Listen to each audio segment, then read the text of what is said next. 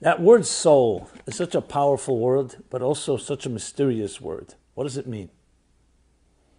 We talk about, I have a soul within me. Is it energy? Is it something spiritual? Is it something else? We know one thing, on a very basic technical level, the difference between a live human being and, God forbid, a not live human being. Something has shifted. You can have everything intact in the body, but it's not alive. So what is that force? As you know, my approach, semantics are semantics. The word you use is not that relevant. It's the spirit of what we're trying to convey. When we interact with each other as human beings, you and I right now, you with your friends, with your loved ones, with a stranger, who's interacting? So obviously there's a physical dimension to it. I see your face, I hear your voice, I pick up your scent, I can relate, empathize with your feelings, we can intellectually bond. But it's clearly far more than just a physical interaction between two bodies. There's a personality involved. There's a vibe. There's an entire experience that transcends time and space as we know it. You can think about someone you love. They may be 1,000,000 miles away, and there's a connection. All that goes under the rubric we'll call the soul connection. But it's one thing to talk about it, it's another to experience it. And experience is the key to everything here. Because not everything can be empirically identified with our sight, sound, taste, touch, and smell, especially soulful matters. And when you learn to develop the tools that express and relate to your soul, a whole new vista, a whole new horizons open up and opportunities, both for yourself and understanding yourself and your relationships with others. So that's what we're going to address. This is all based on the chapter of Body and Soul, first chapter in Toward a Meaningful Life. Let me begin with a story. A number of years ago, probably 15 years ago, maybe more, I received a phone call. It was the editor of Kirk Douglas, who recently passed away, the famous actor Kirk Douglas. And she tells me, I want to tell you something very touching. Mr. Douglas, who I've been helping with Simon & Schuster publishing and working, editing and publishing his book, Climbing the Mountain, had a stroke, recently had a stroke. And as a result, it left him somewhat paralyzed, it left him somewhat incapacitated, and he would cry and cry and cry, sometimes for hours. And he actually writes about it in his book, Climbing the Mountain, the crying. So I think she told me she did, or someone else did, gave him a copy of my book, Toward a Meaningful Life. We gave him a copy of her book. And he began reading it, and it became such a source of comfort and solace for him. And indeed, in Climbing the Mountain, when it was published, they sent me the book, and there's a whole section. Kirk Douglas writes how he used to be so sad. He lost some of his faculties. He wanted to get things done. He couldn't move properly. His mind told him one thing. His body would not cooperate. And he would cry. He just could not bear it. It was so overwhelming. And he says, in the first lines of a book I read called Toward a Meaningful Life, it says, have you ever cried for no apparent reason? That's exactly the first line in the book. Have you ever just burst out in tears for no apparent reason? This is the soft voice of your soul, crying out for attention, asking to be nourished with at least as much care as you nourish your body. That's the opening paragraph of the first chapter. This is what he quotes it. He says, so I started thinking to myself, is this my soul, these tears? It put in a whole new spin, a whole new perspective on my crying. Instead of just being crying and just feeling so sad and overwhelmed, maybe it's my soul speaking to me. What does my soul look like? What is my soul all about? And that was the beginnings of his journey, which he documents in the book with the apropos name, Climbing the Mountain, to climb the mountain. It's very moving for me when I heard that. I wrote him a letter, we corresponded. And when he passed away a few months ago, I was reminded of it. But I said to myself, all of us have voices, expressions that manifest themselves in our lives, and it's really your soul speaking to you. It just speaks a different language. It doesn't speak with words whispering into your ear. It speaks with sentiments. One of them is crying for no apparent reason. That's an existential cry from a deeper part of yourself. As I said, the word soul, I'm comfortable with that word, but I know some people are not. So the word is not significant, the message. Sometimes it's the other way around. In the next paragraph I write, have you ever experienced a truly sacred moment when despite the constant turmoil of life, you felt a profound sense of awe and belonging? That too is the voice of your soul, expressing a deep satisfaction with its intrinsic connection to the forces of spirituality. And there are other voices. I'll give another one, which is not such a positive one. Anxiety. I don't mean to sound morbid, but people who are not alive, dead people, are never anxious. Anxiety is the voice of your soul feeling frustrated. We'll deal with that in the chapter on fear and anxiety. It's frustrated. Something is out of sync. Dissonance. That's another voice. When you start thinking of it that way, basically every sentiment, every feeling, every expression you have coming from within, whether it's a positive one or a negative one, it's all positive. It's your soul speaking to you. Your body speaks to you through hunger pangs, through fatigue, through aching muscles. It's telling you do something, through pain, physical pain. All these are a call of the body to respond. Eat a meal, drink a drink, exercise, improve your nutrition, improve your diet, your hygiene, and on and on. The soul also has a language. However, its language is far more emotional, far more subliminal. And these are all the voices of your soul. So whatever you're going through, especially in our day and age, meaning in the era of the pandemic, and all the unknowns and uncertainties, has definitely evoked all kinds of feelings. So it's not just emotions. It's your soul speaking through your heart, through your emotions. So don't ignore it, and get to know the most important part of who you are, what makes you tick. So in simple terms, everything in existence has a body and a soul, in the broad sense of the word. Let's take a table. Here's a table. I'm sitting by a table. The body of the table is the actual structure of the table.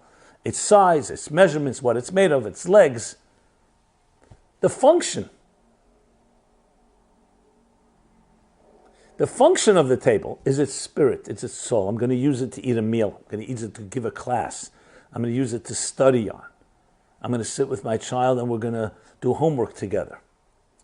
A book has a body. These are the letters on the page, the words, the typeface, the design.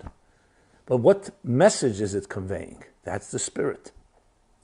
That's the soul of the book. Musical notes. The notes themselves is the body. It's the language. The music is the soul. We speak right now, I'm using words, but what message am I conveying? That's the soul. Some people are excellent oratory skills. They have the gift of gab. They know how to speak. But what are they saying? Is it resonating? Is it words from the heart? There are others who speak very soulfully, but they don't have the right language. So they need to develop the body. They need to develop the instruments and the tools. So think of it like the instruments, the vehicles, the channels, and that which is being conveyed through the channels. Everything has a spirit and a body. So when it comes to ourselves, the simple question is, what is the body? The body we know. The expressions we have. The soul is the spirit within, the intention, the purpose, our deeper calling. So in essence, what you want to have is a life where your body is a vehicle for your soul, not your soul is a vehicle and expression of your body. Like a ship. You want a captain of the ship. The captain is telling the ship where to go. The ship is the way to go, is the vehicle. So what is the deeper spirit of a human being? It is your purpose. It is your life purpose, your mission in life. Just like a business needs a mission statement, cannot exist without one. That's the vision and mission statement. And then there's the tactical plan, the plan of operations, the strategic plan, how you're going to do it. The how is the instrument, is the vehicle. The why is the purpose. So in different words, you can say this. The soul within a person is the grand cosmic composer's intention for which you were placed here. Your body is the musical note. Your soul is the music, is the song. So in a sense, being in touch with your soul is being in touch with your core essence. How many of us, our lives are driven by what we do, by circumstances?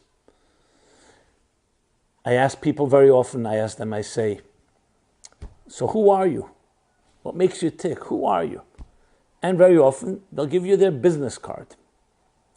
And when I point out that your business card tells me what you do, doesn't tell me who you are, some people with a sigh will say, well, what I am has become a product of what I do. What I do has defined who I am, when it should be the other way around. No. Who you are should define what you do. So in business, it's very clear. A business begins with a mission statement, and then it implements it. It may tamper with the mission statement until it gets it right, but at the end of the day, that's the driving force. In our lives as well, getting to know your soul, living a soul-driven life, a soul-centric life, instead of a body-centric life, means looking with the eyes of purpose, of deeper meaning, of calling, of your unique voice, your unique music. A body-centric life is looking at the tool chest, the instruments you have, which means looking from the outside in. Now, all of us live our lives very often looking from the outside in, but that's with everyone around you. You yourself should be looking from the inside out. When you meet somebody, obviously you have no other option but to look from the outside in. You see the person, see their body language, you see whatever you can pick up with your five senses, with your instincts, with your intuition. And then you start getting to know the person. You're traveling from the outside, from the surface, from the package, the outer package, inward. Yourself, it's the exact opposite. You wake up in the morning, you don't need to look in the mirror to know you're there. You feel yourself from within, but we're not accustomed to think of ourselves that way. So we also begin to look at ourselves from the outside in. Think how ludicrous that is. What appearance you have, how others look at you, how others measure you up. Do you please? Are you satisfying someone else's expectations? Soul-centric thinking is confidence. Confidence oozing from within. A sense of self. And then everything else around you is an extension of that. That doesn't mean selfishness or arrogance or self-interest is at the heart of it. It means a sense of self. And then when you look at others, you also begin to look for that inner soul within them. That's how it works.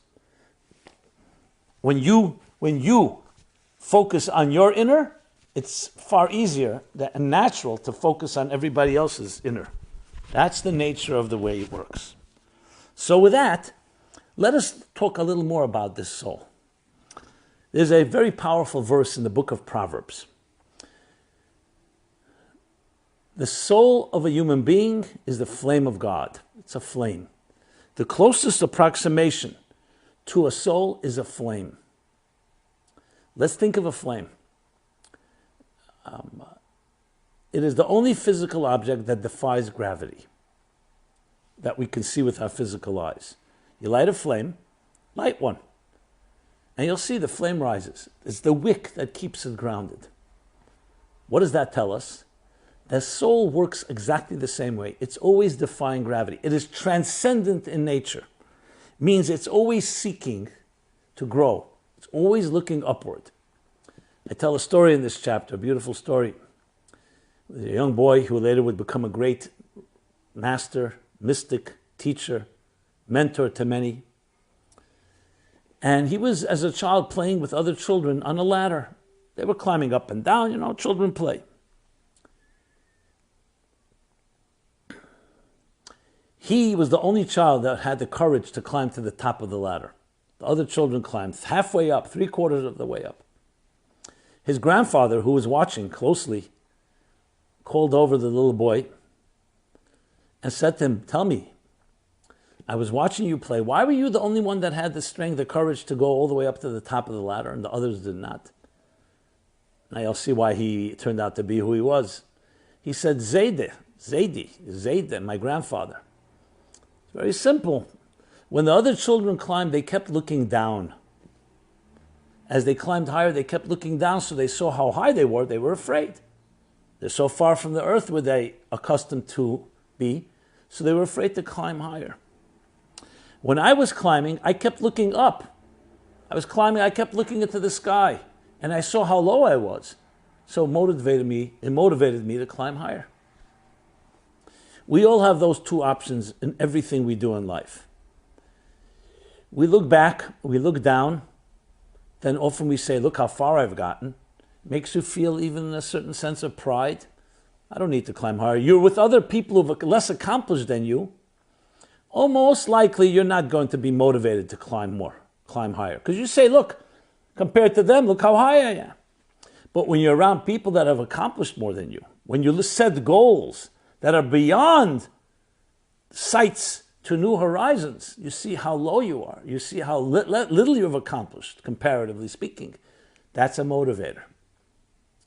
That's what the soul does to the human being. We have these two voices. One says, you've done enough. No problem. Procrastinate. You can be a little lazy today. You don't have to be that motivated. If you need your pride, think about all the accomplishments you did yesterday, the day before. The soul is a flame. Flames don't think like that. A flame is always flickering, always licking the air, wanting more.